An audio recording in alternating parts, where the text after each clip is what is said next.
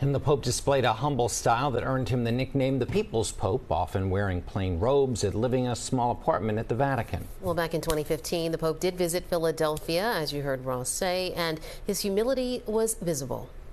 Here he is. It was a whirlwind weekend visit to Philadelphia with all the pomp and circumstance fitting for a once-in-a-lifetime visit from the Pope. On a Saturday morning in September 2015, Pope Francis emerged from Shepherd One and received a rock star welcome.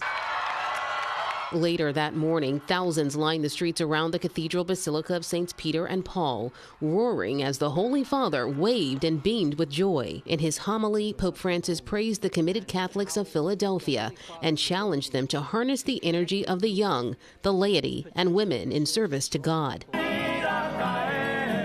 That afternoon, an international celebration at Independence Hall, the Cradle of Liberty, as Pope Francis arrived in his popular Pope-mobile. As a son of immigrants, the Holy Father had a message for the thousands of immigrants invited to hear him speak. You bring many gifts to this nation. Por favor. Please don't ever be ashamed of your traditions. Many Pope watchers lined City Avenue, getting several chances to see the Pope's motorcade whiz by with a wave. It restores your faith. It restores your faith in the country and people. That night's main event was the star-studded World Meeting of Families Festival of Families. The Pope arrived in style, a spectacular nighttime parade down the Benjamin Franklin Parkway. Pope Francis tossed his scripted remarks aside for a playful and spirited speech praising the family as the home of Jesus. And where did he send his son? To a palace? To a city? A hacer una empresa.